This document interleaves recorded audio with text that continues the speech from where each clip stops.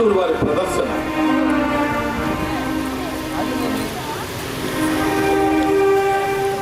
శుక్లాంబరధరం విష్ణు శశివర్ణం చతుర్భుజం ప్రసన్నవదనం ధ్యాయేత్ సర్వవిఘ్నోపశాంతయే అగజానన పద్మార్కం గజానన మహర్నిశం అనేకదం తం భక్తానాం ఏకదం తముపాస్మహే ఏకదం తముపాస్మహే ఆంగికం భువనం యస్య వాచికం సర్వవామయం ఆహార్యం చంద్రతారాదిత్తం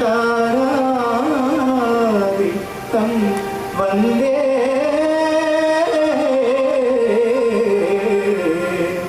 సాత్వికం శివం.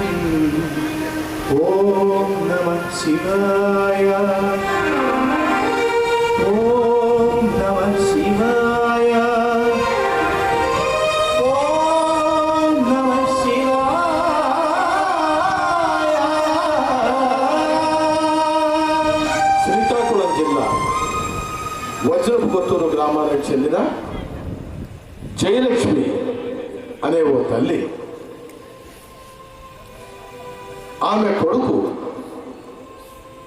రైలు యాక్సిడెంట్లో కనిపించకుండా పోయేసరికి వ్యవస్థపై ఆవిడ చేసిన పోరాటమే మా ఈ నాటికకు ప్రేరణ. ఒక యథార్థ సంఘటన ఆధారంగా వ్రాయబడి ప్రదర్శింపబడుతున్న నాటిక.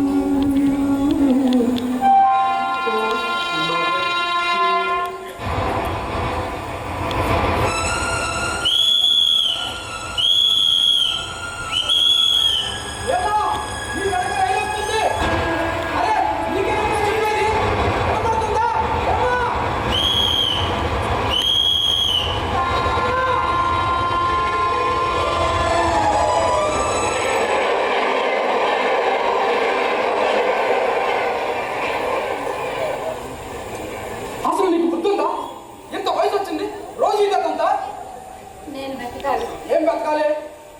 నా కొడుకు మళ్ళీ మొదలు పెట్టిందండి. ఐదేళ్ళుగా వెతుకుతూనే ఉన్నారు. చూడమ్మా, రోజు రైలు కింద పడి ఎవరో చస్తూనే ఉంటారు. ఎవరైనా వెతుకుతావు, ఎక్కడ వెతుకుతావు? రోజు ఎవరో ఒకరు చనిపోతూనే ఉన్నారు. మా వాడు కూడా రైలు యాక్సిడెంట్లోనే. మరి ఆ రైలు అధికారులు కలిసావా? అంటే మీ వాడి వివరాలు వాళ్ళ దగ్గర ఉంటాయి కదా. మా వాడి వివరాలు రైలు వాడి ఎందుకంటే మా వాడు ఎక్కింది చెల్లగాలి బోర్డు. వచ్చారా? రండి సార్, మీకోసమే చూస్తున్నాం. ఈవిడిగా మా డిఆర్ఎం ఆఫీస్ దగ్గర వచ్చి గొడవ చేసుకొని అక్కడి నుంచి పంపించేసరికి నా తలపురాణం తోపు వచ్చింది. అక్కడి నుంచి పట్టాల మీదకి వచ్చింది. నేను రావడం కాస్త లేట్ అయితే మీరు మార్చులో ఉండవలసి వచ్చాను. ఇదిగోండి మా డిఆర్ఎం ఆఫీస్ ఇచ్చిన కంప్లైంట్.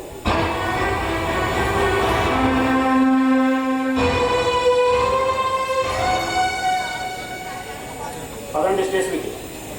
రాకపోతే ఆత్మహత్య చేసుకుంటున్నామని కేసు రాసి లోపల చేస్తాను. ఆ సంగతి నీకు తెలియదు. ఆ పని చేయండి, మీకు పుణ్యం ఉంటుంది. ఎన్నిసార్లు ప్రయత్నిస్తాం? నా పోరాటం నెరవేరేది. శ్రీ సాయి కొలకలూరు వారి నాటిక జనరల్ భోగి. రచన శ్రీ పిటి మాధవ్. దర్శకత్వం గోపరాజు విజయ్.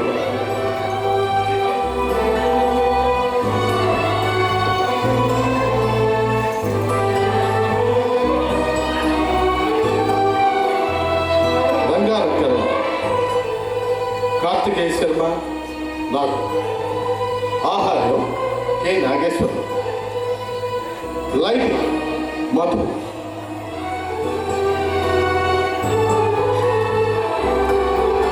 సంగీతం లీలామోహన్.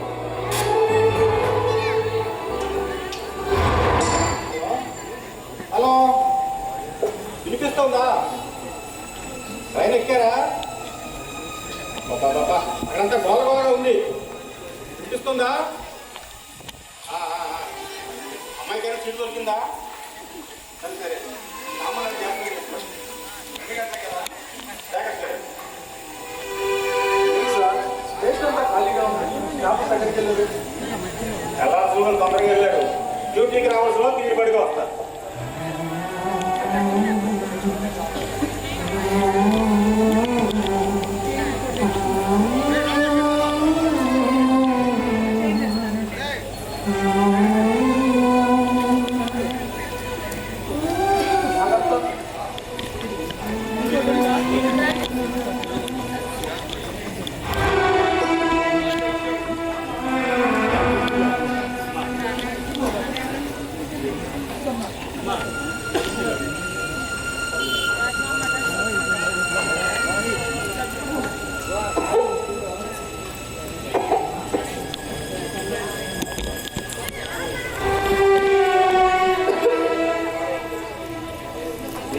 చెప్పి నా ప్రాణం పోయేలా ఉంది.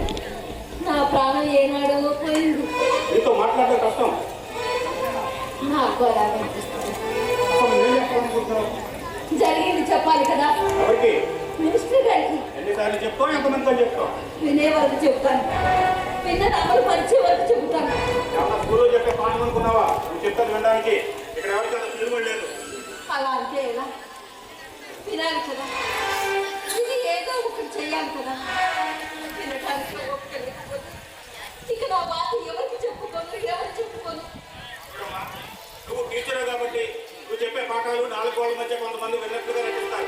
పబ్లిక్ లో నువ్వు చెప్పేది పాఠాలు ఉండదు, చూసేట్టు అనిపిస్తుంది. అప్పుడు నీ మీద కేసు రాసి లోపలేసే అధికారం మాకున్నది తెలుసుకో. నేను చెప్పేది జీవిత పాఠం. కావాలి ఎవడే కావాలి? జీవితంలో పాఠాలు ఎవడ వాడే నేర్చుకుంటాడు, ఎవడ వర్కులు వాడే వేసుకుంటాడు, ఎలా పాస్ అయిపోతాడు తెలుసా? మీరు జీవితంలో నేర్చుకోవాల్సిన పాఠాలు చాలా మిగిలిపోయాయి. అందులో ముఖ్యంగా ఎదుటి వాళ్ళతో మాట్లాడినప్పుడు మర్యాదగా మాట్లాడడం మొదటి పాఠం. మర్యాద అనే పాఠంలో ఎప్పుడు ఏ పోలీసులకి పాస్ మార్కులు పడవు. ఎందుకంటే యూనిఫామ్ వేసుకున్న తర్వాత మేము ఏం మాట్లాడుతున్నామో మాకే తెలియదు కదా. అదే తప్పు, అదే తప్పు. మీకు అన్నీ తెలుసు. మీ పై అధికారులు ఎలా గౌరవించాలో తెలుసు, ప్రజా ప్రతినిధులకు ఎలా సెల్యూట్ చేయాలో తెలుసు. మీకన్నా చిన్నవాళ్ళు అనిపించినా మీకు ఎప్పుడూ లోపు. ఆ లోపం యూనిఫామ్లో లేదు. పోలీస్ అనే అహంలో అది ఘోరంగా మాట్లాడకండి. ప్రజలకి ఎప్పుడు మా స్నేహాలతో అందిస్తూనే ఉంటాం. పోలీసుల సంస్పర్శించిన రోజున మీరిచ్చే ఉపన్యాసాలు ఆ హస్తాన్ని ఎప్పుడు ప్రజల కన్నా దూరంగానే ఉంటారు. టీచర్ అని ఇంతవరకు మర్యాదగా మాట్లాడాను. ఇది మర్యాద అంటారా? మర్యాద ఇలా కూడా ఉంటుందా? ఎలా ఉంటుంది? ఎలా ఉంటుంది? పోలీసుల మర్యాద అలాగే ఉంటుంది. 24 గంటలు పోలీసు వారికి డ్యూటీ వేసేస్తే ఇంకెక్కడ నుంచి వస్తుంది మర్యాద? మొగుడు పిల్లల దగ్గరికి వెళ్ళకపోతే పోలీసు, వరదలో కొట్టుకుపోతే పోలీసు, మొగుడు మీద పాపంతో పిల్లలు ముగ్గురు దింపితే అక్కడ కూడా కాపాడి పోలీసుడే. గవర్నమెంట్ ఇచ్చే జీతానికి పోలీసు జీవితాన్ని మీకెవరికి జాబ్ లేదు. ఇలా మాట్లాడతారని పోలీసు అంటే భయం అంటే. అసలు మేము ఎంత భయపడి డ్యూటీ చేస్తున్నాం మీకు ఎవరికి తెలియదు. ఎప్పుడు ఏం జరుగుతుందో అనే భయం. కరోనా సమయంలో మీరు అందరూ కొంపలో కూర్చుంటే పోలీసులు మాత్రం రోడ్డు మీద డ్యూటీ చేయాలి.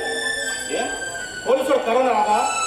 అది ఆలోచించడం మానేసి రోడ్డు మీద కూర్చున్న వాళ్ళు అలా పోలీసులు బాధించడం అపో రాదా? ఆఖరి ఇంట్లో దాని మీద కేకలు వేయాలన్నా పోలీసులకు భయం. అది ఎక్కడ పై ఆఫీసర్ దగ్గరికి వెళ్ళి చూస్తే ఉన్న ఉద్యోగం ఊడిపోతుందనే భయం. ఈ భయాలు పెట్టుకుని మేము డ్యూటీ చేస్తుంటే మర్యాద ఇక్కడే ఉంది సార్, నేను చూసుకుంటాను. మీకోసమే కదండి ఇంటికి వెళ్ళేవాళ్ళు కూడా వచ్చింది.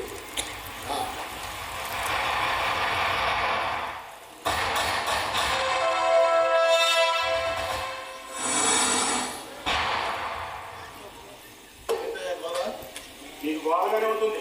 వాడు పెట్టే టార్చర్కి నా బుర్ర రైలు కింద పెట్టాలనిపిస్తుంది. రైలు లేట్ అయిందా? లేకపోతే ఏంటే? రోజు ఉండే పడింది కదా.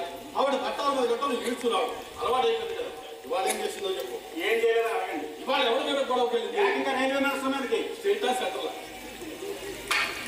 మీకు ఈ పోలీసు ఉద్యోగం రెండు చేతులకి దండం పెట్టాలి. స్టేట్లో రైల్వే మినిస్టర్ ఎక్కడైనా ఉంటాడా? సెంటర్లో ఉంటాడు. నాకు నాలెడ్జ్ పెంచుకోండి. పై ఆఫీసర్లే అలా మాట్లాడకూడదు. సర్వీస్లో మీకంటే ముందు వచ్చినవాడిని. మీరు నా పై ఆఫీసర్ ఎలాగైనా కూడా చెప్తే మీ పరువు పోతుంది, డిపార్ట్మెంట్ పరువు పోతుంది. చెప్పేమంటారా? ఏ వచ్చలేదు స్టేషన్లో పైన ఉండాలి, లేదే ఉండాలి. కానీ దరిద్రం నాకు ఇంతకీ ఇవాళ ఏం జరిగిందో చెప్తుందో. ఇంకేం జరగాలి? ఆ డిఆర్ఎం ఆఫీస్ రైల్వే మినిస్టర్ వస్తాడని తెలిసి ఈవిడ గారు ఉత్తరం ఇవ్వడానికి వెళ్ళిందట. ఆయన చెప్పేది ఈవిడికి అర్థం కాదు, ఈవిడ చెప్పేది ఆయనకి అర్థం కాదు. మధ్యలో నేను వెళ్ళి తీసుకొచ్చేసరికి దారంతా ఒకటే నస. ఎఫ్ఎం రేడియో వాడుతూనే ఉంది. ఏమంది? ఏమందా? ఒక లేడీ కాన్స్టేబుల్ ఒక లేడీ కానిస్టేబుల్ ఉండాలి కదా అంటుంది. లేడీ కానిస్టేబుల్ సంవత్సరాలు లేరా? కడుపులు రావా? మెటర్నిటీ లీవ్ తీసుకోరా? ఈలోగా ఏ లేడీ ఎంత నెల చేసిన వదిలేయాలా? అసలు నాకు ఎంత భయం వేస్తుందంటే భవిష్యత్తులో లేడీ కానిస్టేబుల్ పిల్లల్ని కనకూడదు అని మీలాంటి ఆఫీసర్లు రూల్ చేస్తారేమో అని భయంగా ఉంది. ఎలా చూస్తుందో చూసారా? అందరూ ఒకేసారి కడుపులు తెచ్చుకోరు కదా నెట్లో చూస్తుంది. కొందరు లేడీ కానిస్టేబుల్ ఎండలో బాడీ మసి అయిపోతే వడదెబ్బ దగ్గర సెలవు పెట్టారు. చాలా సూర్యుడు ఏమైనా పోలీసులు డిస్కౌంట్ ఇస్తాడా? ఇవ్వండి. ఇవిడి గారు మినిస్టర్ గారికి ఇవ్వడానికి ప్రయత్నం చెప్తున్నాను. ఏముంది ఉత్తరంలో? ఏముంటుంది? అన్ని ఉత్తరాల్లోనే ఒకటే ఉంటుంది. ఆ సంచి నిండా ఉత్తరాలే. పోయినసారి ఆవిడ ఇంటి పంపించింది కదండి, ఆవిడ ఇంటి నిండా ఉత్తరాలే. ఉత్తరాలు కూడా పడి ఉన్నాయి. ఎన్ని ఉంటాయి? కోటి ఉత్తరం. అవన్నీ పంపించండి. కొన్ని కోట్ల రూపాయలు వస్తాయి. ఆ పనే అలాగైనా పోస్టల్ డిపార్ట్మెంట్ బాగుపడుతుంది. ఇంతకీ ఏం రాసింది ఉత్తరంలో? ఎవరన్నా పిటిషన్ రాసిందా?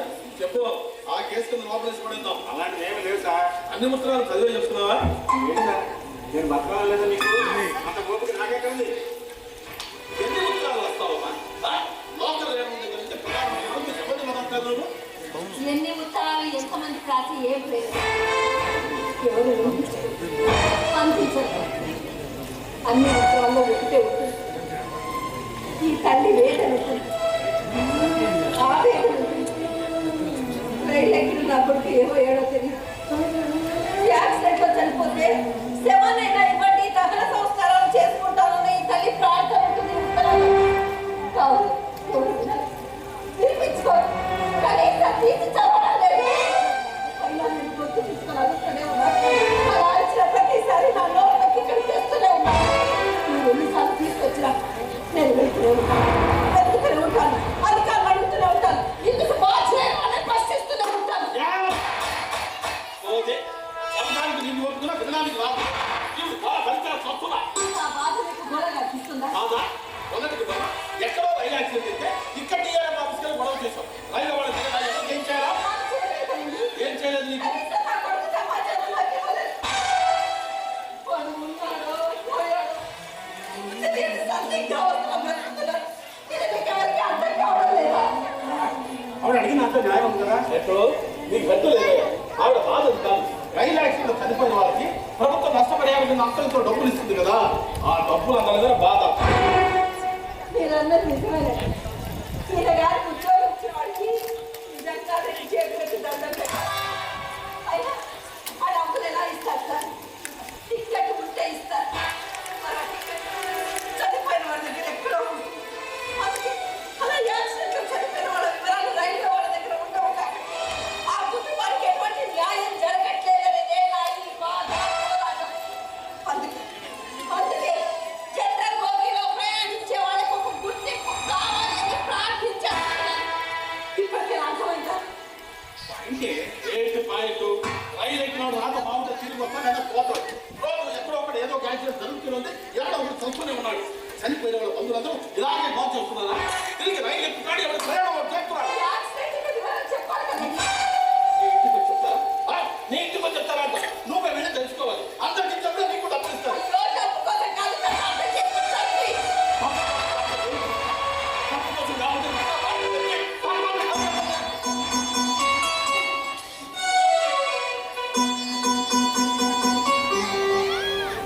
ఈ పుస్తకాలు విలువ చదివితే తెలుస్తుంది. చదివితే తెలుస్తుంది. ఉత్తరాలు కన్నా చెయ్యని ఉత్తరాలు ఎన్నో ఉండిపోయాయి నా ఇంట్లో. నాకు ఆర్థిక స్తోమత లేక ఈ ఉత్తరాలు నా కోసం కాదండి, రైల్లో ప్రయాణించే కోట్లాది మంది జనరల్లోకి ప్రయాణికుల కోసం రాస్తున్నాను ఈ ఉత్తరాలు. వాళ్ళ మనుషులే వాళ్ళ ప్రాణాలకు విలువివ్వమని ఈ ఉత్తరాలను ప్రారంభించాను. అంటే ఇన్ని ఉత్తరాలు రాసే బదులు రాము కూడా రాసుకున్న పుణ్యం వచ్చింది కదండి నువ్వు ఆవిడకి. కాసేపు బాగుంటావా? అసలు మరి రైల్వే డిపార్ట్మెంట్ గురించి నువ్వు ఏం తెలిసిన మాట్లాడుతున్నావు? ఎక్కడన్నా ట్రైన్ యాక్సిడెంట్ అయితే యుద్ధ ప్రాతిపదిక స్టాఫ్ అంతా అక్కడ ఉంటారు.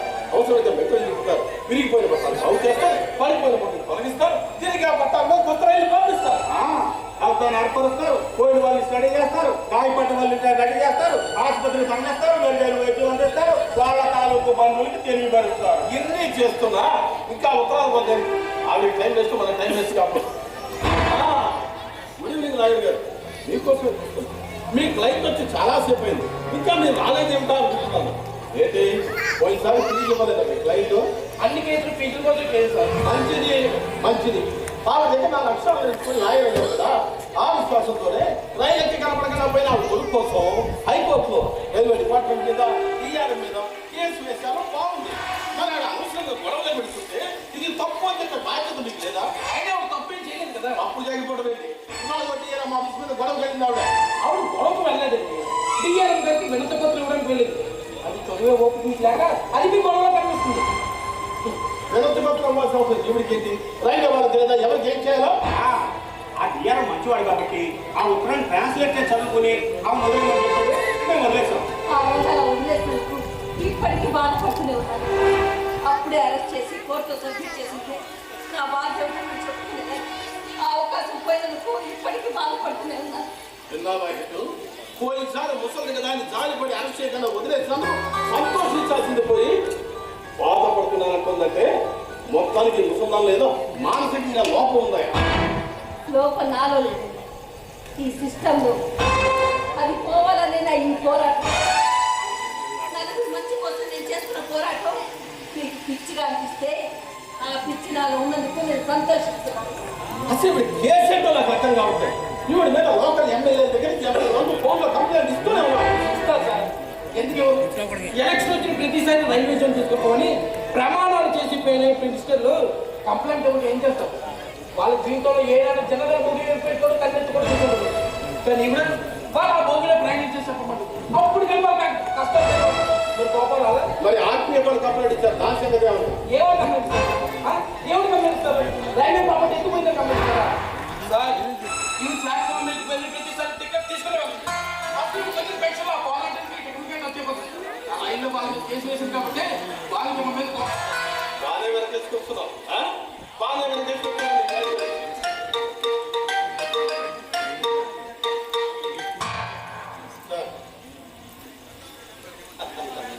సమస్య లేదు సార్, ఒక్కసారి లోపలికి రావడమే కానీ బయటికి వెళ్ళడం లేదు సార్. ఒక్క నిమిషం సార్.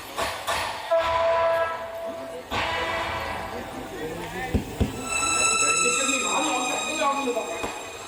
అర్థం చేసుకోవడానికి ప్రయత్నించలేదు.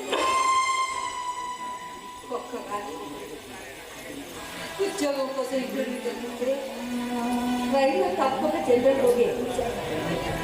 ఆ రోజు నాకు బాగా ఉండేది. అప్పటికి రైలు చాలా రష్గా ఉంది.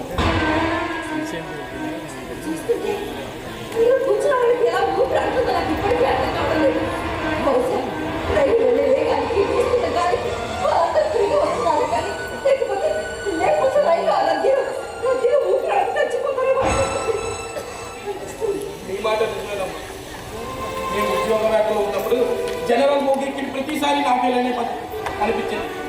అత్యవసర పద్ధతిలో బాత్రూమ్లో ఉందామని అక్కడ కూడా 10 మంది కూర్చోవాలి.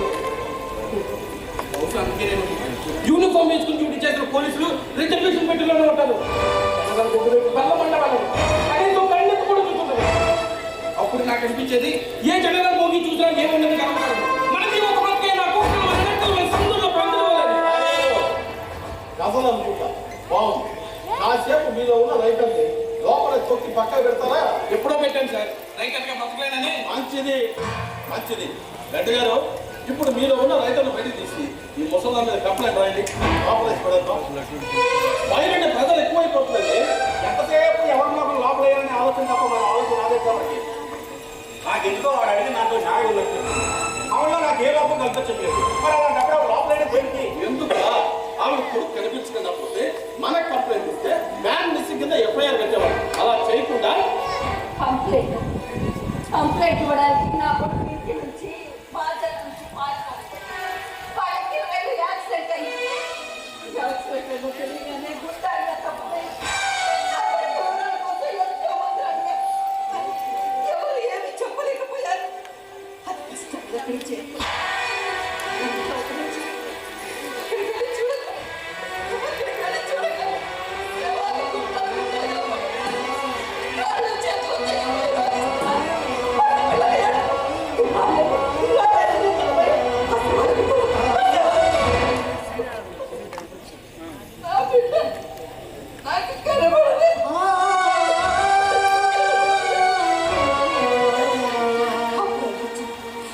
దేశం కోసం యుద్ధంలో చనిపోయే సైనికుల సంఖ్య కంటే రైలు యాక్సిడెంట్లో చనిపోయే వారి సంఖ్య ఎక్కువేమో అనిపించింది.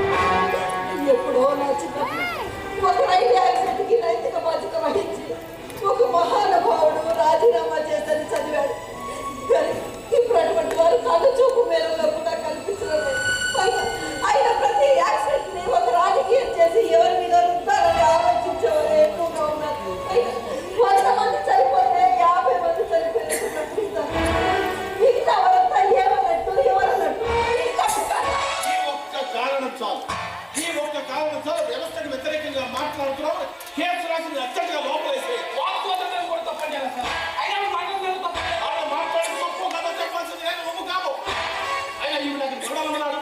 రైలు యాక్సిడెంట్ అయితే చనిపోయిన వాళ్ళు ఇస్తూ గాయపడ్డ వాళ్ళు ఇస్తూ బొమ్మ కలిస్తా అందులో చూసుకోవాల్సింది. చూసుకోవడానికి నా కొడుకు ఎక్కింది రిజర్వేషన్ ఓకే కాదు జనరల్ బోగిలో ప్రయాణించే వాళ్ళ వివరాలు రైల్వే వాళ్ళ దగ్గర ఉండవండి. 4 పెట్టెల్లో ప్రయాణించవలసిన జనం ఒక్క పెట్టెలో ప్రయాణిస్తారు. చోటు పడిపోక ఎక్కడ పడితే అక్కడ కూర్చుంటారు. కసుపు దగ్గర కూర్చుంటారు. అలసిపోతారు. పాపం ఇట్లా కూర్చుంటారు. వాళ్ళిద్దరూ అలాగే చాలా పడిపోతుంటారు. రైలు వెళ్ళిపోతున్నారు. అలా యాక్సిడెంట్లో చనిపోయిన వాళ్ళ వివరాలు రైల్వే వాళ్ళ దగ్గర ఉండవు కాబట్టి ఆ కుటుంబానికి ఎటువంటి న్యాయం జరగట్లేదని నేనా ఈ బాధ పోరాటం. తత్కాల టికెట్లు ఏసీ పెట్టుకుని పెంచుకుంటూ వ్యాపారం చేసే మేధావులకి ఒక చిన్న విన్నపం. అయ్యా రిజర్వేషన్ బోగీలతో సమానంగా జనరల్ బోగీలు పెంచండి. జనరల్ బోగీలో ప్రయాణించే ప్రతి ఒక్కరి వివరాలు తమ దగ్గర ఉంచండి. టికెట్ లేని ప్రయాణం నేరం, టికెట్ లేని ప్రయాణం నేరం అని పెద్ద పెద్ద అక్షరాలతో రాసే మీరు గుర్తింపు లేని ప్రయాణం ప్రమాదం అని చెప్పాలి.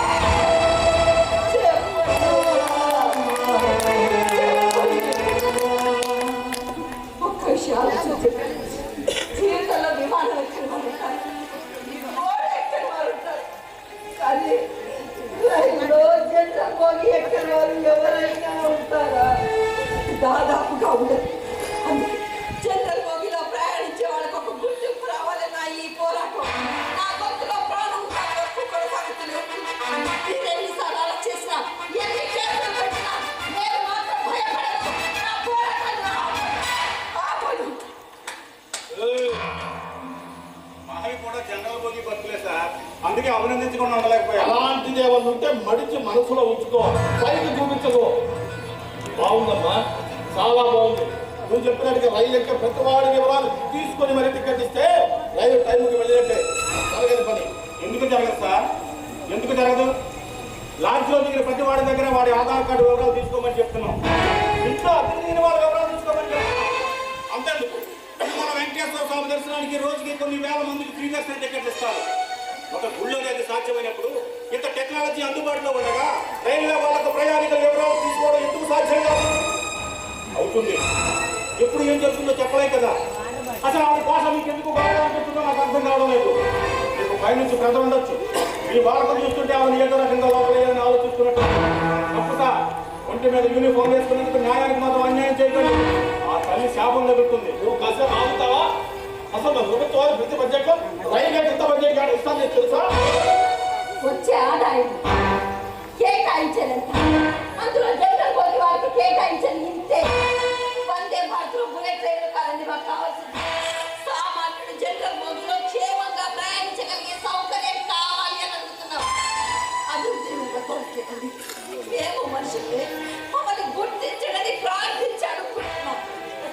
ఇక్కడ సిగ్గు చేయకూడదంటే మన దేశంలో టిక్కెట్ కొని కూడా సుఖం లేని ప్రయాణం ఏదైనా ఉంది అంటే అది ఇండియన్ రైల్వేలో జనరల్ బోగి ప్రయాణం మాత్రమే.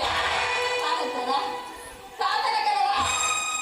ఉన్నారు సార్, పిల్లరా 10 మంది బాధ్యత బాగా చూస్తారు సార్. ఇక్కడ నలుగురు కన్నీరు తోవడానికి ప్రయత్నిస్తున్నారు సార్. ఆవిడ సార్ ఆవిడ తన కొడుకు కోసం పోరాటం లేదు, తనలా మరి ఏ తల్లి బాధపడకూడదని పోరాడుతున్నారు. ఈ రోజుల్లో ఎదుటి వారికి మంచి చేసే మనసు చాలా అర్థం ఉంటుంది.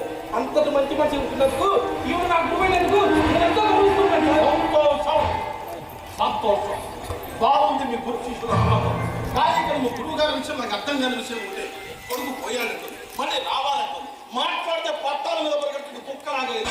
తప్పుగా మాట్లాడుతున్నారు. అలా అని ఆత్మీయ కంప్లైంట్ ఇచ్చారు. ఏదేమిటి మీరు మాట్లాడుతున్నారు? తప్పు కాదు, వెళ్ళి వాళ్ళని అడిగి వాళ్ళే చెప్తారు. తప్పులేదు.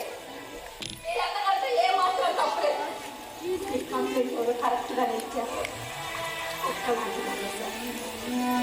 ఒక్కలాంటిదాన్ని ఇదండి కన్నా తల్లి కుక్కని అందరూ చీకరించుకుంటూ రాళ్ళతో కొడుతుంటే అది మాత్రం దానికి దెబ్బలు తగిలినా రక్తం కాలుతున్నా దానికోసం ఎదురు చూసే పిల్లల దగ్గరికి పరిగెత్తుకుంటూ వెళ్ళిపోతుంది. వాళ్ళు రాని దాన్ని పొద్దుకి పిల్లలు తుమ్ముతుంటే ఆ బాధను వాటికి తెలియకుండా నాకుతూ సాకుతూ మై మర్చిపోతుంది. ఈ తల్లి కూడా వీటి కుక్కలాంటిదే సార్. ఈ విషయం మీకు రిపోర్ట్ ఇచ్చిన వాళ్ళకి చెప్పండి. ఇంకా అర్థం కాకపోతే కన్న తల్లిని అడుగుతాం. సృష్టిలో తక్కువ చేసి మాట్లాడకండి సార్. అన్ని భగవంతుని స్వరూపాలు. మహాభారత సైతం కుక్కతో ప్రారంభమై కుక్కతో ఉంటుంది. కుక్క అన్న పాపాన్ని ఎంత పెద్ద ఉపన్యాసం ఇచ్చింది. నా లెక్క కరెక్ట్ అయితే ఈ ముసలిదానికి ఈ పాటికే ఉత్తమ ఉపాధ్యాయులు అవార్డు వచ్చింది. ఇలాంటి ఆఫీసర్లకు ప్రభుత్వం అడదారులు వచ్చినట్టు కూడా అలాగే పోతుంటాయి సహా. అయినా సమర్థత ఉన్న వాళ్ళకి ఎలా వస్తాయి సార్ అవార్డులు? అవి కూడా ఏనాడో రాజకీయం అయిపోయాయి. కాదంటారా? కాదగలరా? కాసేపు అవుతావా? అయినా ఇప్పుడు ఈవిడ కొత్తగా వచ్చిన సమస్య అంటే నాకు అర్థం కావాలి. ఇంకా అర్థం కావచ్చు. లేదు ఇంత ఘోష చెప్పుతున్నా కూడా అర్థం కాదు. అదేగా చెప్పేది. అయ్యా నా కొడుకు ఉన్నాడో పోయాడో కూడా తెలియదు. వాడు రాకపోతే ఎదురు చూసి నా కొడుకు ఏం చెప్పుకుంటాను? ఏం చెప్పాలన్నా ఏదో ఒకటి తెలియాలి కదా. అందులో తెలియడానికి నీ కొడుకు కనిపించకుండా పోయి 5 ఏళ్ళు అయింది అంటారు. ఇంకో 2 ఏళ్ళు అయితే 7 ఏళ్ళు పూర్తవుతుంది. చట్ట ప్రకారం ఎవరైనా మనిషి 7 సంవత్సరాలు కనిపించకుండా పోతే అతను చనిపోయిన కింద లెక్క. నేను లాయర్ గారు ఈ మాత్రం చిన్నల్లా చెప్పలేదా? ఇక్కడ గౌరవం ఇచ్చి భర్త చనిపోయాడు కాబట్టి అతని కట్టి కాలు తీసి పక్కన పడేది మనం పెళ్లి చేసుకుంటుంది. అంతగా కాకపోతే నేను కూతురు గారు నేను ఫ్రీ. నన్ను ఏమైనా ట్రై చేయమంటారా?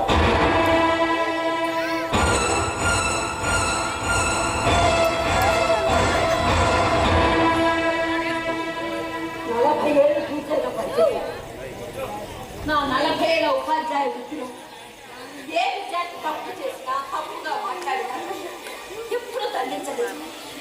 మంచిదే బోధించుకుంటూ వెళ్ళాను. కానీ నా జీవితంలో మొట్టమొదటిసారిగా తప్పుగా మాట్లాడాలని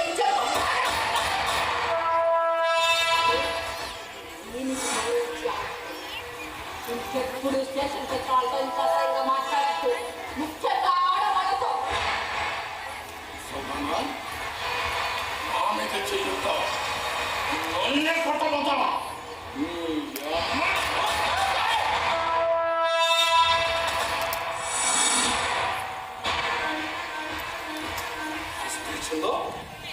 నా స్టేషన్లో రాజ్యపాలన చెప్తావా? నీకు చెప్తాను గుర్తుండిపోయే మాట ఎంతో ఎప్పుడైతే కేసు మీద కేసు రాసి మావోయిస్టులతో సంబంధాలు ఉన్నాయని రాస్తే 10 సంవత్సరాలు బయటకు రాకుండా లోపలే అది ఈవిడ వల్ల వెళ్తున్న రైలు ఎక్కడ ప్రమాదం మాట్లాడింది నేను మాట్లాడుతుంది. మీరు అలా మాట్లాడడం తప్పు కాదా? కన్నా కూతురులా చూసుకుంటున్న తన కోడలు ఎలా అంటే ఎవరికైనా కోపం వస్తుంది సార్. కొందరు ఎంత వచ్చేసినా సరిగ్గా మాట్లాడడం నేర్చుకోరు. అది మిమ్మల్ని చూస్తే అర్థమవుతుంది. నేను ఇప్పుడు ఎవరితో ఎలా మాట్లాడాలో నీ దగ్గర నేర్చుకోవాలా? అంటే నేర్చుకుంటూ వచ్చే కాదు సార్, దానికి సంస్కారం ఉండాలి. అంటే సంస్కారం ఎక్కడ నేర్చుకోవాలా? సంస్కారం లేకపోతే కదా. ఎక్కడికి వచ్చి ఎవరితో ఏం మాట్లాడుతున్నావు తెలిసే తెలుసు సార్, తెలుసు. ఇది మీ పోలీస్ స్టేషన్ తెలుసు, ఇక్కడ మీ మాట కాదు అక్కడ కూడా తెలుసు. కానీ మీరు మాట్లాడి తప్పు అని మీకు తెలియదు. ఏం చేస్తామైతే రిపోర్ట్ ఇస్తాను. ఎవరికి? మీ పై అఫీసర్కి ఇచ్చుకోవాలా? నేను కంప్లైంట్ ఇస్తాను. నా డ్యూటీ ఆటంకం కలిగించి నా మీద కంప్లైంట్ వస్తే నీ ఇద్దరే సాక్షులుగా వేస్తాను. అధికారం అహంకారం కాలని ఉంటారు, పైన కూడా ఉంటాడు. వెళ్ళి వాడుతున్నా చెప్పు. దానికి తెలియకపోతే ఓలా ఊబర్ ఆటో ర్యాపిడ్ ఏదో గుర్తిస్తలేదు. నాకు తిక్కరేగిందంటే ఎందుకో లోపల నేను గతంలో ఎంతో మంది రాజు లోపల వేశాను కూడా. వెళ్ళి మీ బాధ కంపెనీలో అతనికలుగా చెప్తారు. బాబు కన్నాలు కూడా చేశారు కానీ ఏ పీకలేకపోయారు. అయినా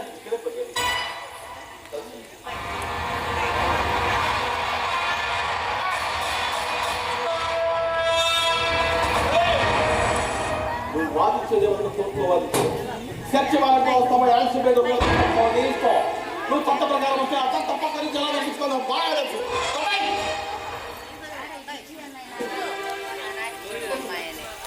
ఒక బాధ ఏం చేసినా చివరికి నన్ను కోర్టులో సబ్మిట్ చేసి తీరాల్సి.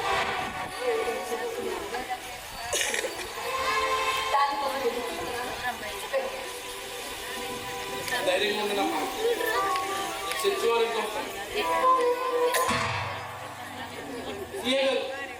ఎంతో మంది ఆఫీసులు చూసాను కానీ ఇలా ప్రవర్తించేవాళ్ళు మొట్టమొదటిసారిగా చూస్తున్నాను.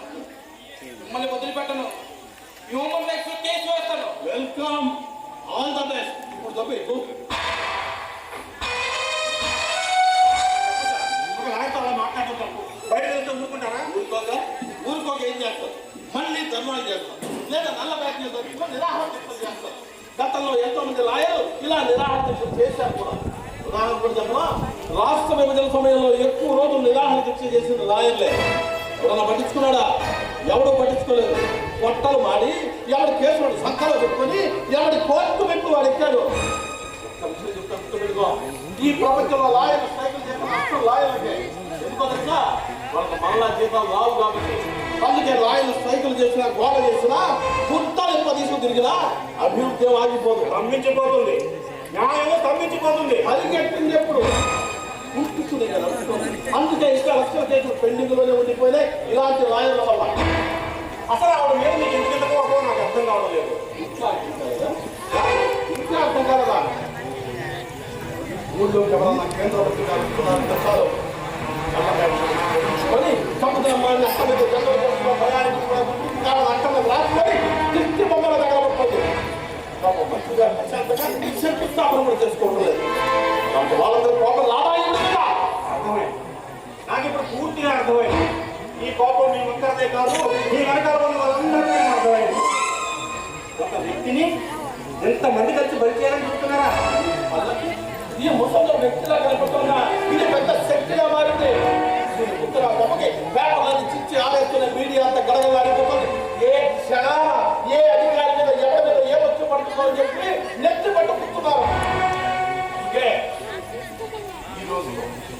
ఈ రోజుతో ఇక్కడే ఉద్యమాన్ని ఆపేయమన్నారు. చెప్పుకో ఈ స్టేషన్లోనే ఉద్యమాన్ని ఆపేస్తాను.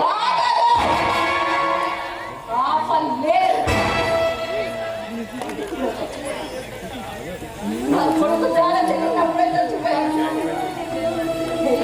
చేసేవాడు ఇక నన్ను ఎవరు ఏమి చేయలేరు. నా ఉద్యమాన్ని ఆపలేరు. ఇట్లాంటి కేసు వస్తుందని చెప్తారు. ఉన్న ఉద్యోగులు రాజీనామా చేసి బస్ స్టాండ్ ముందు రైల్వే స్టేషన్ సులభ కాంప్లెక్స్ తగ్గించా అక్కడ ఉత్తర మొచ్చకే దొరికే టోకెన్ అమ్ముకుంటారు. ముసలి శారీరకంగా మీకు కానీ మెదడు మాత్రం బాగా చూడు. అందుకే కోర్టు నా కేసుగా భయపడలేదు. దీనికి భయమంటే ఏంటో నేను చూపిస్తాను. ఏదో ఈ ముసలి దాన్ని తీసుకెళ్ళి లోపలే చెప్పేది ఇంకా వినిపిస్తుందా? 90% మొదటితనం ఉన్నవాడిని అన్యాయంగా కేసులో జరిగించి 10 సంవత్సరాల లోపలేసాలని తెలిసి బాధపడ్డాను. నీవెందు కూడా అలా చేయాలని చూస్తున్నావా? ప్రశ్నించే గొంతులు నొక్కాలని చూస్తున్నావా? అది తప్పు. నీకెవరో చెప్పారు ఆవిడ అరెస్ట్ చేయమని.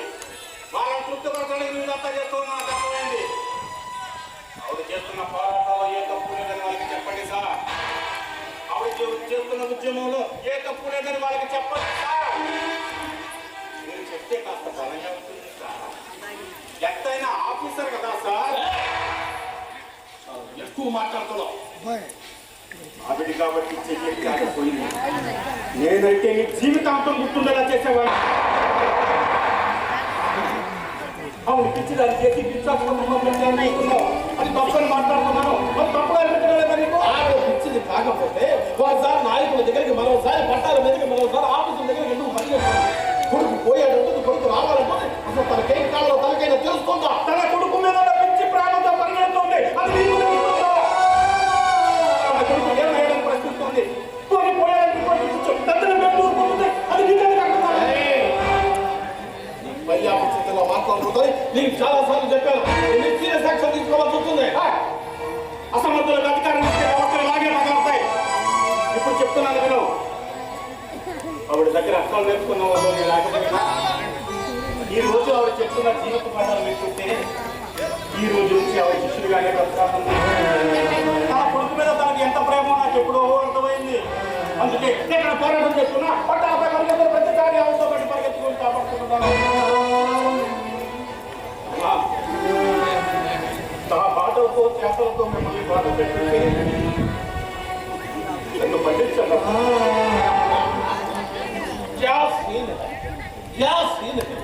ఎందుక ఈమెను ఇంతగా వెనకెత్తుకొస్తున్నావు? కారణం విద్య.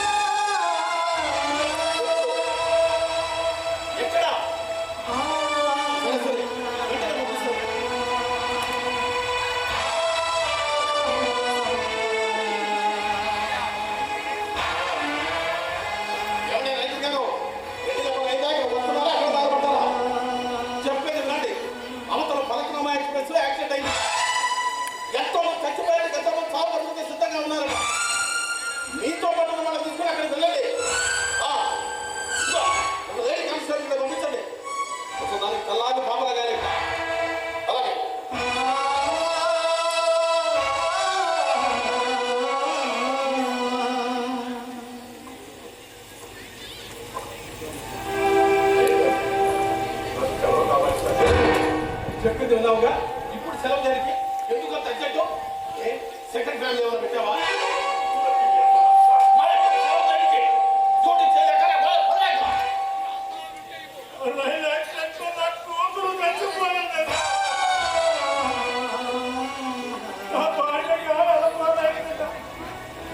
ఇప్పుడే ఫోన్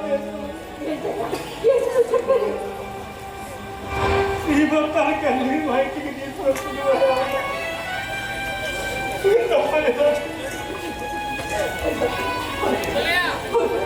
ఏం చేస్తావు చెప్పు. ఇది జీవితం. ఎప్పుడు ఏం జరుగుతుందో క్షణకాలం బ్రతుకుంటారు. అది తెలియక కొంతమంది ఎగిరెగి కొడుతుంటారు.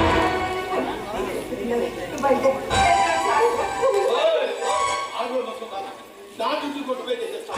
లోపల ముచ్చుకుంటూ లేక లోపల వేసుకున్న సంగతి నువ్వు ఎంత ఎలా కుదురుతుంది? అవతల యాక్సిడెంట్ అయిన వాళ్ళని హాస్పిటల్లో చేస్తారు. వాళ్ళ పరామర్శించిన మినిస్టర్ గారు అక్కడికి వస్తారు. నువ్వు వెళ్ళి డ్యూటీ చేయదా?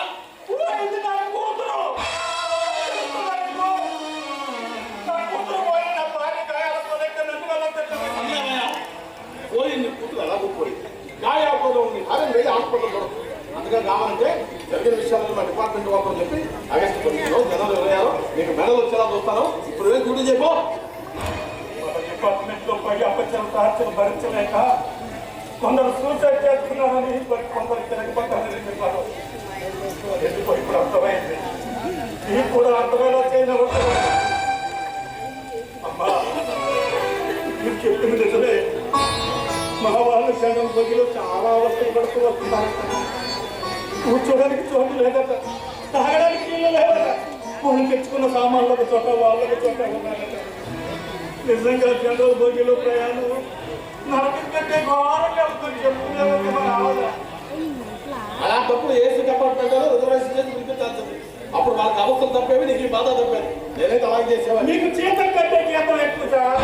మీరు అలాగే వస్తారు. కానీ కాకి బట్టలు అడ్డు పెట్టుకుని ఎప్పుడు ఎవరి దగ్గర ఒక్క రూపాయి కూడా పుచ్చుకోలేదు, పుచ్చుకోలేదు కూడా. మరి మా లాంటి వాళ్ళకు జనరల్ బోగిలే పుష్పక విమానాలు చాలా. అమ్మా ఈ ఉత్తరాల సార్ అసలు కూతురు వరద నుంచి నేను బయటపడితే ఉద్యమ పట్టణంలో నేను ప్రభుత్వం దిగి వచ్చి జనరల్ బోగీలు పెంచే వరకు పోరాడదాం. జనరల్ బోగీలో ప్రయాణించే ప్రయాణికులను గుర్తించే వరకు పోరాటాన్ని కొనసాగిస్తాం. అతగాడు ఏం చేసి పెట్టాను భయపడతామా? నీకు జామీన్గా నేను ఉంటాను. అవసరమైతే సాక్ష్యం కూడా చెప్తాను.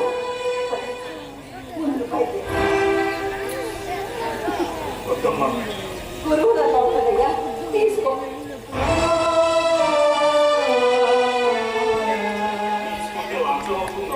గురువు శిష్యుడికి చెల్లి లక్ష్యమనుకోవచ్చు.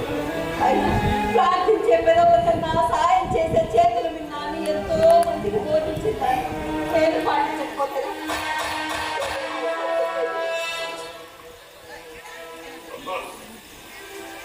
మళ్ళీ జన్మంటూ ఉంటే ఈ శిష్యుడు కాబట్టి ఈ గురువులు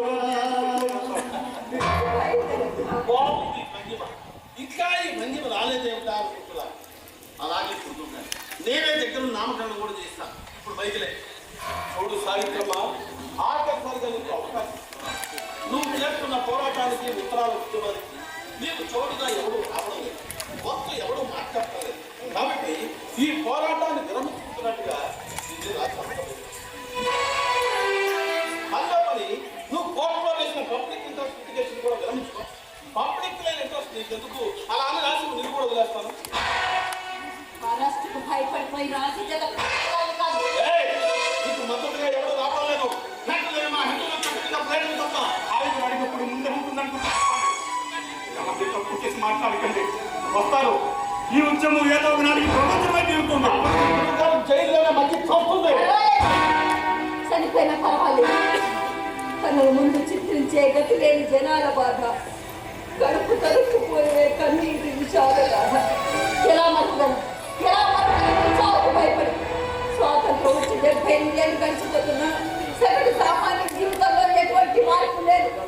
ఆ మార్పు వచ్చేంత వరకు తెచ్చే నా ఈ పోరాటం ఆగదు.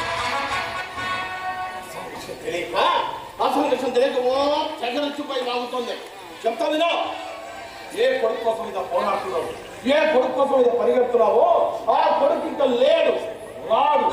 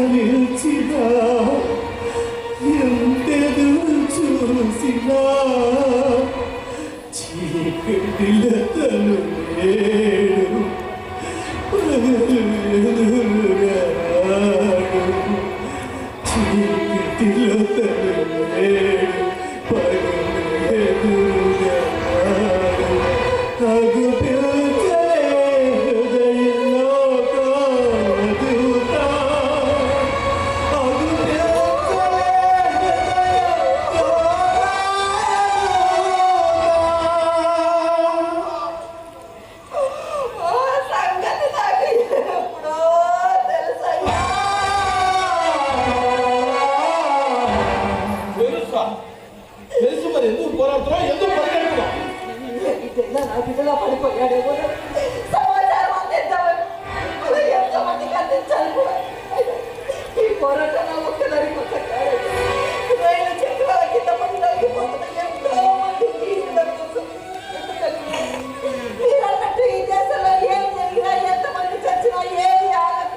ఆఖరికి ప్రధానమంత్రి ప్రమాణ స్వీకారంతో సహా సామాన్యుడి ప్రాణాలకి విలువ లేదు ఇక్కడ. ఆ వెలుగు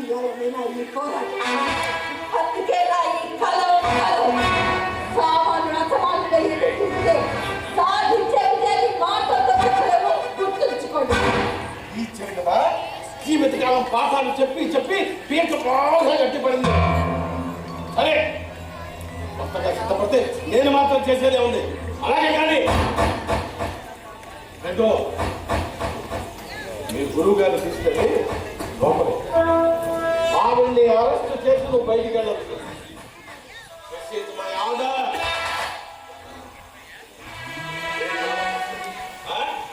ఎందుకైనా మంచిదని తీసుకుంటుంటే ఫోటో తీశాడు. దీని కానీ మన సిపి గారిని పంపించినందుకు ఉన్నపడగా నేను సస్పెండ్ చేస్తాను. లాభం వచ్చినందుకు కాబట్టి లాభం తీసుకున్నందుకు నేను ఇద్దరిని బస్సులో వేస్తాను. మీడియా వాళ్ళకి కూడా చెప్పేందుకు పోలీస్ స్టేషన్లో లంచం తీసుకుంటున్న పోలీసుని ఓరెత్తిచ్చేస్తాను. అది చూసి నువ్వు నీ భార్య ఇద్దరు ఆత్మహత్య చేసుకోవాల్సి వస్తుంది. కాబట్టి నువ్వు బయటికి వెళ్ళాలంటే ఆవిడని ఆలోచన చేయడం. నేను ఎక్కడి నుంచి వెళ్తే ఏం జరుగుతుందో ఏం చేస్తానో నాకు బాగా తెలుసు. గత 25 సంవత్సరాలుగా నేను కూడా ఈ కాకి వనంలోనే ఉంటున్నాను. ఇలాంటి గంజాయి మొక్కల్ని ఎన్ని చూస్తుంటాను. ఇప్పుడు నాకు జరిగిన నష్టం కంటే ఇంకా పెద్ద నష్టం ఏమి జరగదు. ఆవిడ ఉద్యమం ఆగిపోకుండా ఉండడానికి నేను సిద్ధపడతాను. నేను వెళ్ళను, ఇక్కడే ఉంటాను. నీకు జాతర చేసుకో. పోలీసు వ్యవస్థ మీద కాస్త నమ్మకం కథల్లో ఉంది అంటే మీలాంటి తోటి ఒక్కరు ఉండడం అదేనట. వెళ్ళాలి. ఆ తల్లి ఎంతగా రోగిస్తున్నా కళ్ళ ముక్క బిడ్డలు చనిపోతే ఆ నరకం ఎలా ఉంటుందో అనుభవించదాడు. అందుకే నువ్వు బయలుదేరు. నా మాట విని బయలుదేరు. వెళ్ళయ్యా.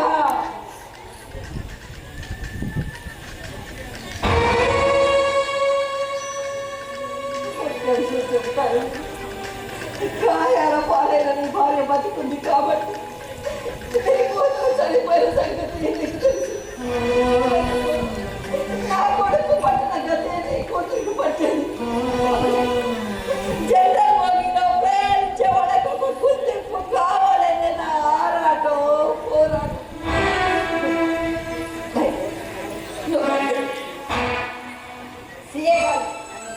నీకు నీ వెనకాల వాళ్ళకి కావాల్సింది నీ లోపల ఉండేట్టుగా అలాగే ఉంటాను. కానీ ఒక్క విషయం చెప్తాను. జనరల్ భూమిలో ప్రయాణం సామాన్యుడి హక్కులతో పోరాటాలతో స్వాతంత్రం అనంతరం అనేక హక్కులు అనేక పోరాటాలు సాధించుకుంది మన భారత జాతి. ఆ జాతిలో పుట్టిన ఆడపడుచు జనరల్ భూమిలో ప్రయాణించే వాళ్ళకు ఒక గుర్తింపు కావాలన్న ఈ పోరాటం ఎందుకు సాధ్యం కాదో ఒక్కదాన్ని తోడు లేరు రారు అన్నావు కదా. ఒక్క విషయం చెప్తాను, బాగా అర్థం చేస్తాను. ఈ దేశంలోని తల్లులు పిల్లలు నిద్రపుచ్చే కథలు మాత్రమే చెప్తారు. ప్రశ్నించే కథలు, జాతిని మేల్కొల్పే కథలు ఏ తల్లి చెప్పదు. ఎందుకంటే ఆ కథలు విని పెరిగిన పిల్లలు తమకు దూరం అవుతారన్న భయం. ఆ ప్రేమలో స్వార్థం ఉంటుంది, ఆ స్వార్థంలో ప్రేమ ఉంటుంది. మరి నేను టీచర్, నాకు స్వార్థం ఉండదు, భయం ఉండదు, బాధ్యత ఒక్కటే ఉంటుంది. మరి నేను నాలాంటి టీచర్లు చెప్పిన కథలు విని పెరిగిన పిల్లలు రావడానికి కాస్త సమయం పడుతుంది. వస్తాను, తప్పకుండా వస్తాను.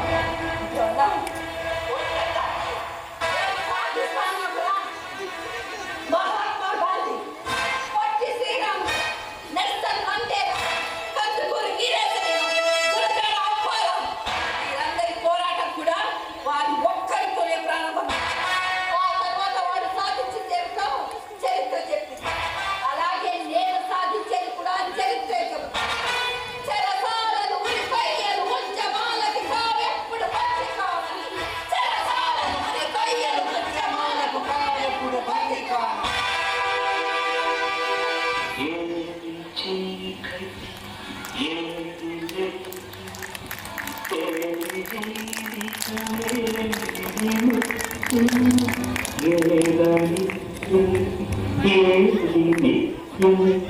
ఏది కారణమేది కార్యం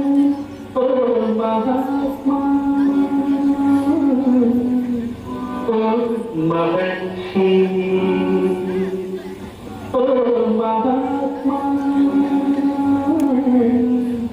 ఓ మహర్షి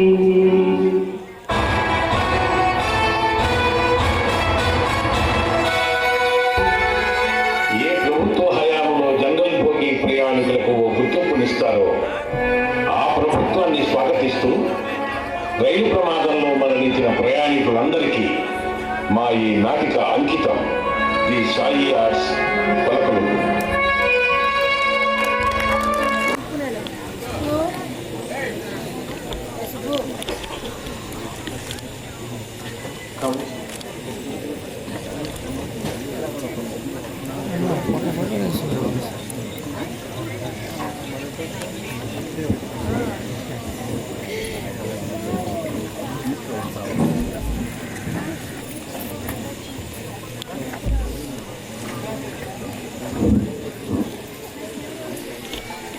అలాగే నాటిక దర్శకులకు అందించే పారితోషికం ₹1000 కూడా మహేష్ గారు అందిస్తారు. అది రచయిత పారితోషికం, అలాగే దర్శకుల వారి పారితోషికం కూడా. Thank you sir. ఇప్పుడు ఒక్కసారి మన ఆర్టిస్ట్ మీరే పరిచయం చేయండి. Head constable character K Nageswararao.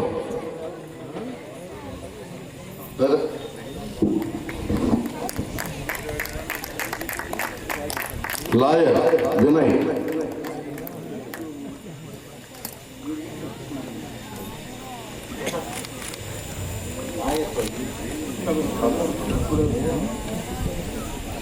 Vinay. RPF constable Madhu.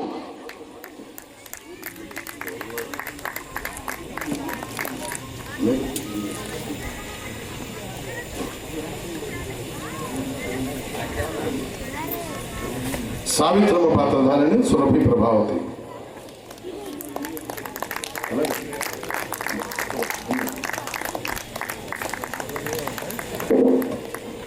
CI పాత్రధారి సిఐ నేను సార్ గోపరాజు విజయ్.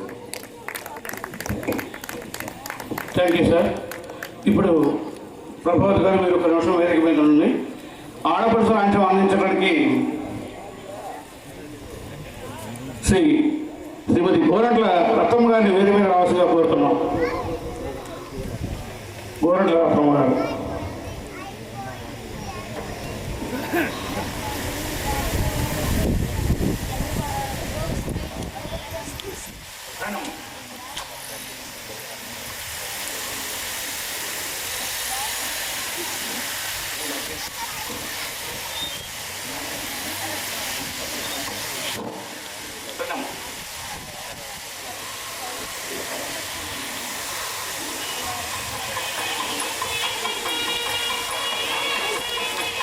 సురభి ప్రభావతి గారికి ఆడపడుచు లాంఛనం అందిస్తున్నారు శ్రీ గోరంట్ల రత్నమ్మ గారు.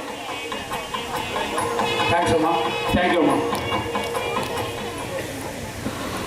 వెంటనే అలాగే మన కళానికేతన్ సెక్రటరీ గారు శ్రీ రామకృష్ణ గారి చేతుల మీదుగా బన్నారపు మహేష్ గారికి, అలాగే గోరంట్ల శ్రీనివాసరావు గారికి మెమెంటో అందజేయవలసిన కోరుతున్నాను.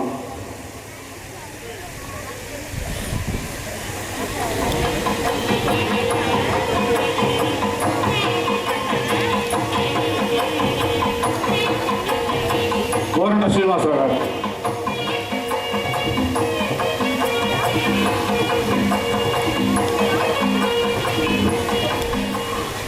Thank you sir. వెంటనే సభా కార్యక్రమం ఉంటుంది. తదుపరి మన గ్రామ కళాకారులచే దీపం కింద చీకటి అనే నాటిక ఉంటుంది.